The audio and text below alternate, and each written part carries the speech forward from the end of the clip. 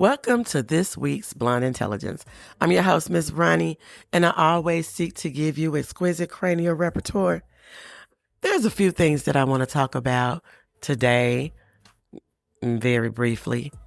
The first thing is Tiger Woods and this DUI. And I know that he got arrested because he refused to take like a field sobriety test. And his excuse was that he takes medication. And the previous time that he got a DUI, it was because he takes medication. Now, there was no alcohol in his system.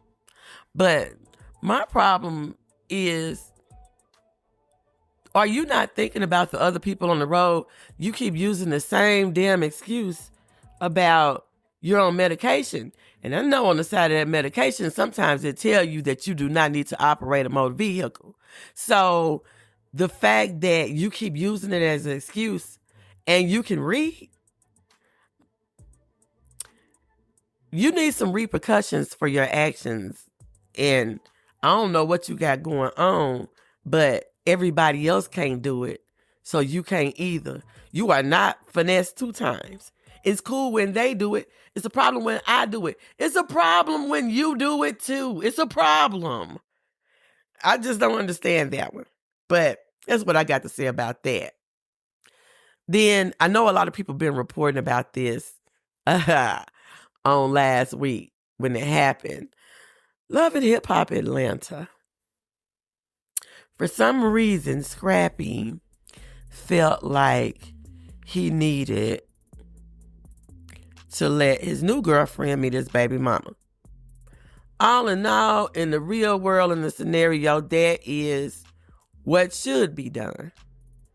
What I cannot understand is the look on his face when Shakira was telling this girl, Britt, or Brittany, whatever her name is, that her and Scrappy was still sleeping together, that he would come over, and all these things, and had printed out text messages. I got to say, and I'm going to get to Scrappy ass in a minute, but I got to say that Shakira, you're too old for that, to keep letting the men come play in your face just because you have a baby. And what you say, he only kept your baby one time, and he was crying, and he brought him back 30 minutes later.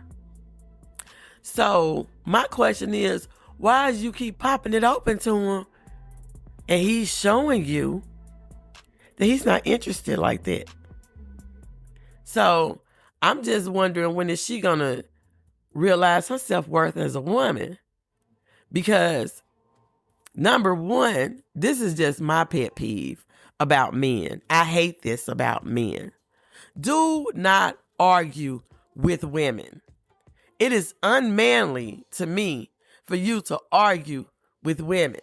I don't see how couples have arguments. We've been arguing all night. No, we're not going to argue all night. You're going to say what you got to say. I'm going to say what I got to say. Now, I might have bursts of anger, but I'm the type of person, if I care about you, I'm going to come back. No, I was wrong about this, but I didn't like how this was done. I didn't like the way I was treated. I didn't like what was said to me. And try to give the person a chance to make it right. I call it make it right. But Scrappy likes to get up and argue. And I've noticed that before. He argues with people.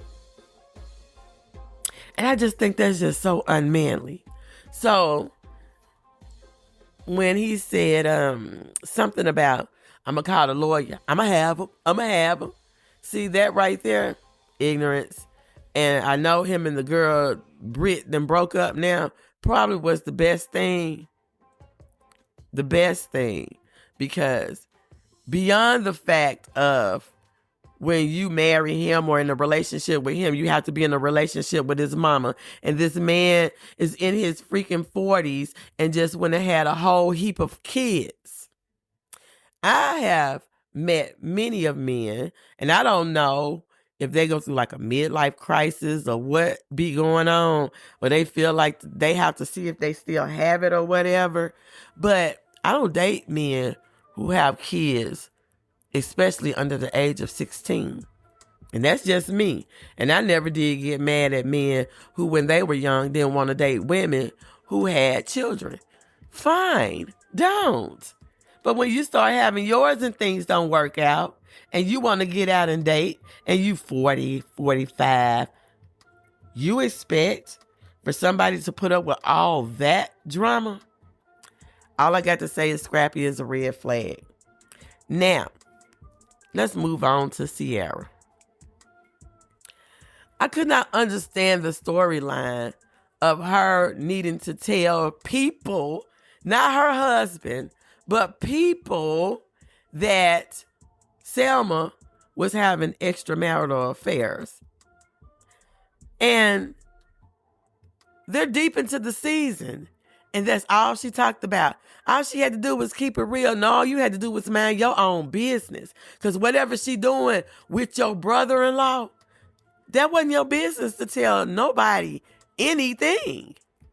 So then comes to find out, her husband has been cheating on her.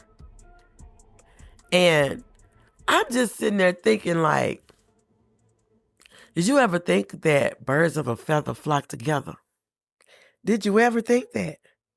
Did you ever think that while your brother-in-law didn't care about screwing this married woman, and I know y'all in y'all late 30s, didn't think about that, what did you think he was going to do when he was out with his brother?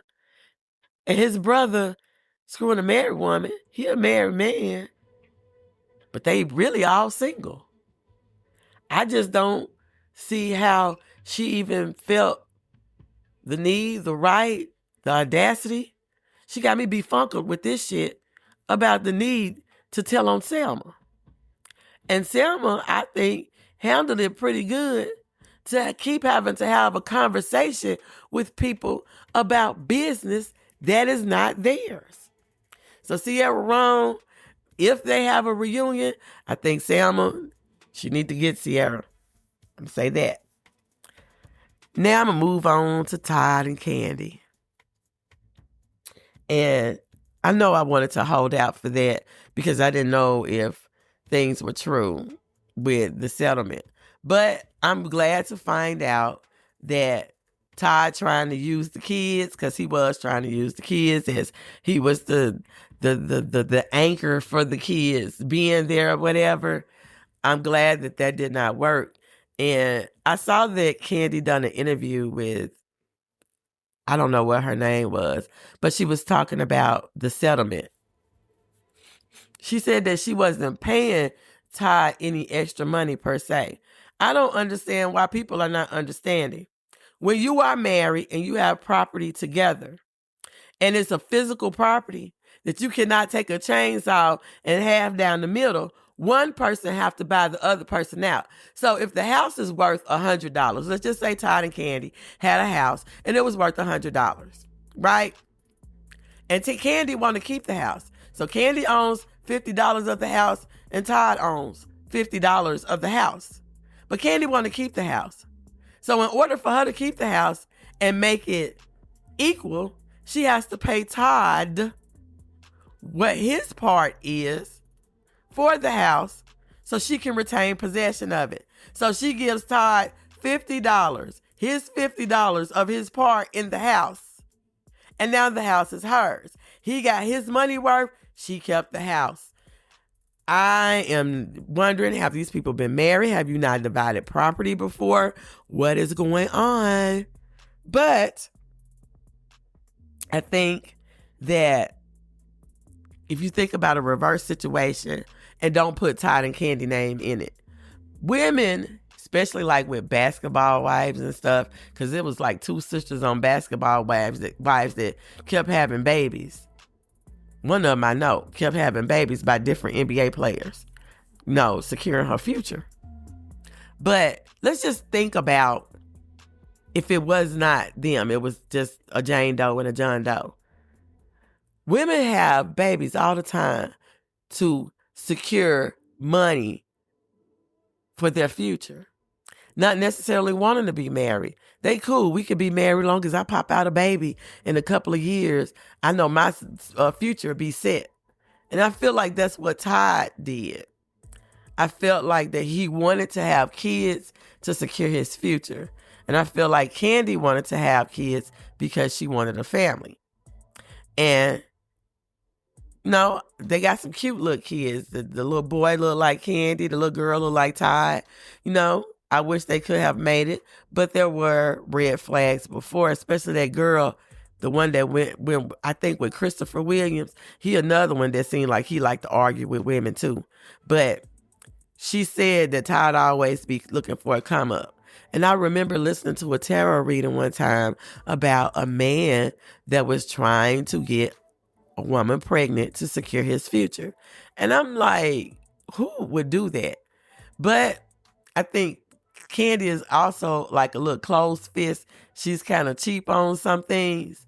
And I'm just the type of person, oh, I don't want to be with you no more. You want the car? Take the car. You need some money? Here the money. Don't ask for no more. Sign this agreement and we're done. I think Todd got a little selfish and a little greedy when he wanted to contest the prenup, for which I have mixed feelings about it. It's like you knew what you was going into, but also the fact that you knew what you was going into and then you tried to do things that would be favorable for yourself in court. So I'm just going to say about relationships, I look at the Sierra, the Scrappy, the Todd and Kandi, and everybody handle it different ways, because I'm the type of person, if a relationship is over, it's over. There's no need to continue to sleep together, or I was just calling to see how you was doing, because that prolongs the breaking off process. Just don't talk to me no more. Maybe if I see you in passing later on, I may speak. But if we're broke up, there's no need to still be friends, I don't think. And I feel like that with Todd and Kandi, they'll be cordial or whatever. They may even sleep together again. You know, you never know. But with Sierra, no ma'am. With Scrappy, no sir. And I'm out. Bye. Hey girl, let me tell you about this podcast. Girl, everybody has a podcast these days. But this one interviews new and interesting indie artists. It's called Indie Artist Music Hustle with Blonde Intelligence. Really? Where can I find it? It's on all podcasting platforms, streams live on social media, and on rpentradio.com. What'd you say it was called again? It's called Indie Artist Music Hustle with Blonde Intelligence. Girl, I'm gonna have to check her out. Give it a check, girl.